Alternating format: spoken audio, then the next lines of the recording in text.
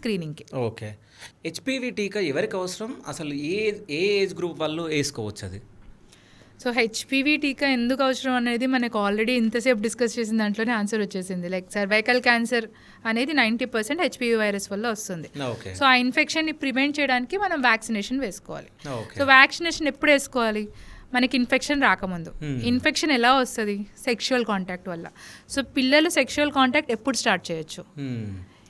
ఇది 15 years నుంచి ఎప్పుడైనా స్టార్ట్ చేయొచ్చు. Nothing is in our control. మనం ఫారినరా, ఇండియనా, irrespective of any country there is a chance కొంచెం వచ్చారు అన్నట్టు స్టార్ట్ అవ్వచ్చు.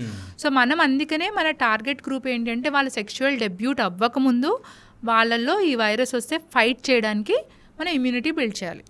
అందుకనే వ్యాక్సినేషన్ ఏంటి అంటే 9 years నుంచి 15 years వరకు చెప్తాం. Best age group.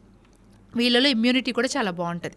So 2 doses ఇస్తే మనం ఇప్పుడు ఒక 6 months తర్వాత ఇంకొక డోస్ ఇస్తాం అనమాట. 2 doses ఇస్తే వాళ్ళకి లైఫ్ లాంగ్ ఇమ్యూనిటీ మెయింటైన్ అవుతుంది. సో ఇది బెస్ట్ ఏజ్. మనకి ఇప్పుడు చూసారంటే ఆబ్వియస్లీ బెస్ట్ ఏజ్ దాటిపోయి ఉంటారు అందరూ. అంటే మనకి వైరస్ వ్యాక్సినేషన్ గురించి మాట్లాడుతుంది ఈ మధ్య. సో దాటారు. నెక్స్ట్ మరి మిస్ అవ్వచ్చా అంటే మనకి 15 to 26 కూడా వేసుకోవచ్చు. నేను ఇందాక ఆల్మోస్ట్ 200, 300, 400 వైరస్ వెరైటీలు ఉంటాయి. దీంట్లో 14 వెరైటీలు క్యాన్సర్ కాజ్ చేస్తాయి.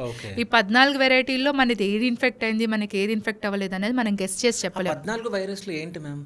అంటే ఆ నెంబర్స్ అన్ని ఎగ్జాక్ట్గా అంటున్నారా? నెంబర్స్ ఉంటాయి అంతే, ఏమి దానికి పేర్లు అలా ఏమి ఉండవు. 6, 11, 16, 18, 30 అలా పేర్లు పెట్టాం అంతే. నో స్పెసిఫిక్ ఆ నెంబర్స్లో ఈ నెంబర్స్ హై రిస్క్ అనేది మాకు క్లాసిఫికేషన్ కోసం అనమాట, హెచ్పివి దాంట్లోనే. సో మీకు వ్యాక్సినేషన్లో కూడా ఏవి హై రిస్కో అవే ఇంక్లూడెడ్ ఉంటాయి.